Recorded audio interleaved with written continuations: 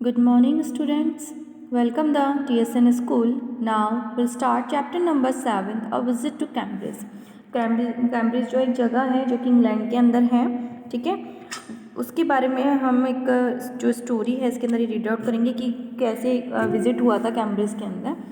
This is the story of a meeting between two extra ordinary people, both of them disabled or differently abled as we now see।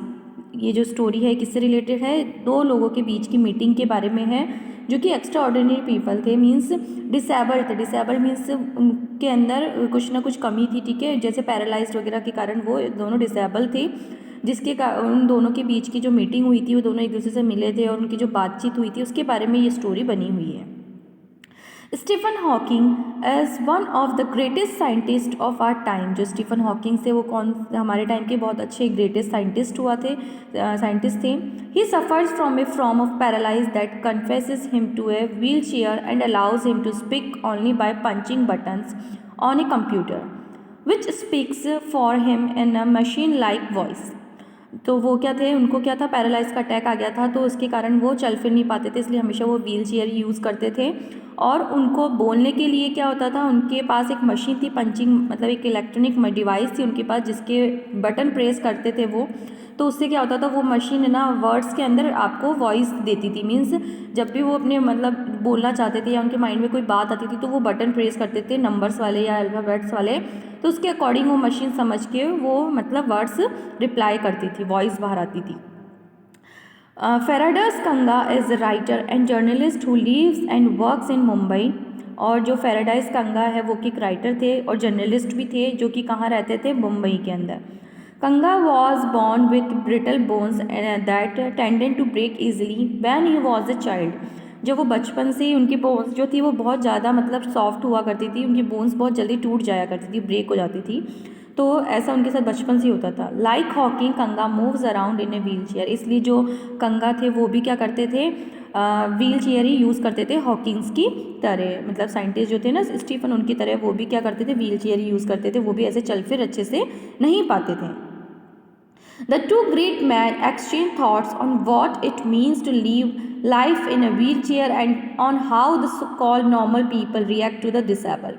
तो जब वो दोनों एक दूसरे से मिलते हैं तो वो आपसी बातें करते हैं कि व्हील चेयर पर उनकी लाइफ कैसी चल रही है, कैसा वो फील करते हैं, और जो नॉर्मल लोग हैं वो उनसे क्या बातें करते हैं, उनके सामने कैसे रिएक्ट करते हैं, वो सब बातें वो आपस में करते हैं।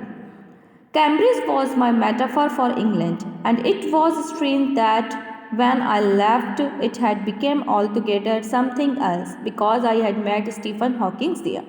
वो कहते हैं कि जो कैम्ब्रिज है वो एक मेटाफर था इंग्लैंड के अंदर, मीन्स एक जगह थी जो कि मैं जब वहाँ गया था तो वो मेरे लिए काफ़ी स्ट्रेंज वाली जगह थी, और मैं वहाँ जब गया तो मुझे मिलकर बड़ा अच्छा सा लगा था जब मैं स्टीफन हॉकिंग से मिला।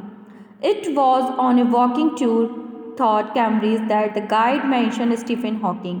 Poor man who is quite disabled now, thought he is a worthy success to Isaac Newton, whose chair he was at the university। वो बताते हैं कि जब मैं वहाँ गया था तो कैम्ब्रिज के अंदर मुझे गाइड ने बताया कि स्टीफन हॉकिंस भी यहीं रहते हैं, और जो कि क्या थे, डिसेबल थे, बट वो न्यूटन के बाद में, जैसे हमने न्यूटन की बात सुनी, न्यूटन को हम जानते हैं, न्यूटन के बाद में जो एक अच्छे साइंटिस्ट हुए थे वो स्टीफन हॉकिंस थे, जो कि मतलब बहुत ज़्यादा फेमस साइंटिस्ट हुए थे। And I started because I had quite forgotten that this most brilliant and completely paralyzed astrologist, the author of A Brief History of Time, one of the biggest bestsellers ever lived here। और जो कि वो बता रहे कि मतलब मैं उनके बारे में बताना नहीं भूल सकता कि वो कौन थे, कम्प्लीटली पैरालाइज थे, मीन्स वो चल फिर नहीं सकते थे, और वो कौन थे, एस्ट्रोफिजिस्ट थे। एस्ट्रोफिजिस्ट मीन्स होता है जो कि स्टार्स के, प्लानट के बारे में बात करता है या उनके बारे में सर्च करता है। साइंटिस्ट मतलब उनका जो काम था वो क्या था, एस्ट्रोलॉजी से रिलेटेड था। एस्ट्रोलॉजी मीन्स आपके जो प्लानट्स है, स्टार्स है, उनके बारे में जो बातें होती है वो। When his walking tour was done, I rushed to a phone booth and almost tearing the cord so it could reach me outside. Phoned Stephen Hawking's house. There was an assistant on the line, and I told him I had come in a wheelchair from India. Perhaps he thought I had propelled myself all the way. To write about my travels in Britain, I had to see Professor Hawking. Even 10 minutes would do. Half an hour, he said, from 33:30 to 4.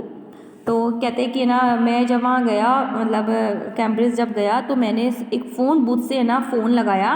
कहाँ पर?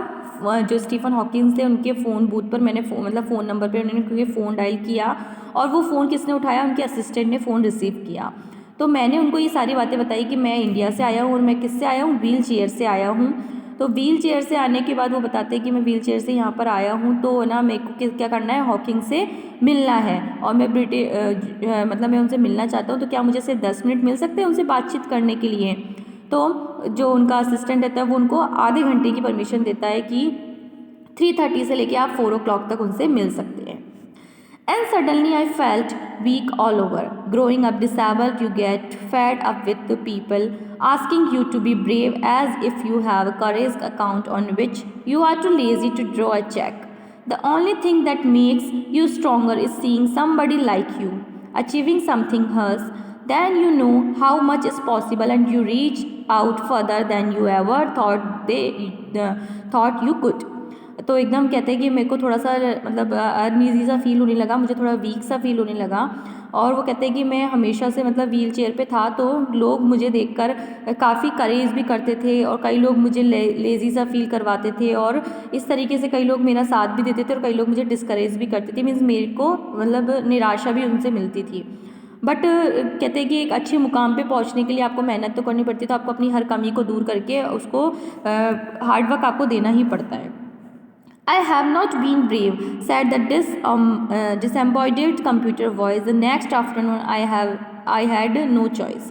Surely I wanted to say living creatively, but the reality of the disintegrating body was a choice. But I kept quiet because I felt guilty every time I spoke to him, forcing him to respond. There he was, tapping at the little switch in his hand, trying to find the words on his computer with the only bit of movement left to him. His long pale fingers. कहते हैं कि जब मैं उनसे मिला उस दिन दूसरे दिन में, तो मैं बता नहीं सकता कि मेरे पास उनसे बात करने के अलावा तो कोई चॉइस नहीं थी। मैं तो उनसे मिलने गया था तो मुझे बहुत सारी उनसे बातें करनी थी। अब बातें जब मैं कर रहा था उनसे, तो वो अच्छे से रिप्लाई नहीं कर पा रहे थे, इसलिए उनको वर्ड्स प्रेस करके मुझे समझाना पड़ रहा था।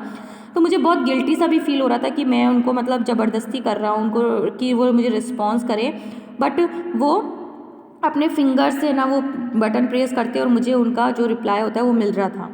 Every so often, his eyes would shut in frustrated execution, and sitting opposite him, I could feel this anguish, the mind benoit with thoughts that come out in frozen phrases and sentences stiff as corpus. और कहते हैं कि मुझे ऐसा लग रहा था कि कहीं वो मुझसे फ्रस्ट्रेट ना हो जाए, मतलब उन फ्रस्ट्रेट होके वो मुझे कुछ और ऐसा ना बोल दे, मतलब चुप करने को ना बोल दे। तो बट मैं उनके सामने जब जाने वाला था तो मैं ये सोच रहा था कि मैं बहुत सारी उनसे बातें करूँगा, बट मुझे ये भी टेंशन थी कि वो रिप्लाई कैसे करेंगे, कहीं मुझसे परेशान ना हो जाए या कहीं मुझसे फ्रस्ट्रेट ना हो जाए। तो मुझे उन सब की भी बहुत ज़्यादा टेंशन थी उनसे मिलते टाइम पे। A lot of people seem to think that disabled people are chronically unhappy. I said, I know that's not true myself. Are you often laughing inside? कहते हैं कि वैसे अगर देखा जाए तो लोग ये समझते हैं कि जो डिसेबल पर्सन होते हैं ना वो मतलब अनहैप्पी होते हैं, सैड होते हैं, अंदर से वो बहुत ज़्यादा दुखी होते हैं। बट मैं अपनी बात बताऊँ तो मेरे साथ कभी ऐसा नहीं हुआ, मैं अंदर से कभी दुखी नहीं हुआ। मैं हमेशा अंदर से क्या करता था, लाफिंग ही करता रहता था, हमेशा अंदर से खुशी होता था। मतलब मुझे कभी ऐसा फील नहीं हुआ कि मैं पैरालाइज्ड हूँ या मैं डिसेबल्ड हूँ तो मुझ में कोई कमी है, तो मैं मतलब है ना इस चीज़ को लेके उदास होता रहूँ, निराश होता रहूँ। तो कहता है कि मैं ऐसा कभी अनहैप्पी नहीं रहा। बाकी लोग यही समझते हैं कि मतलब अगर कोई पैरालाइज्ड है या कोई डिसेबल पर्सन है तो वो अंदर से बहुत ज़्यादा दुखी होता होगा, अंदर से बहुत ज़्यादा निराश होता होगा, उसको किसी चीज़ की उम्मीद नहीं होती होगी। बट ऐसा मेरे साथ नहीं था अगर मैं अपनी बात करूँ तो ऐसा वो राइटर जो है वो बता रहे हैं कि मेरे साथ ऐसा नहीं था। मुझे तो बहुत अच्छी खुशी मिल रही थी कि मैं एक तो हॉकिंग से मिलने जा रहा हूँ, ऊपर से ना मुझे और ज़्यादा खुशी थी, और मैंने अपनी कमी को कभी भी मतलब ऐसे निराशा के रूप में कभी नहीं लिया। So students, we will continue this lesson in our next class. Thank you all.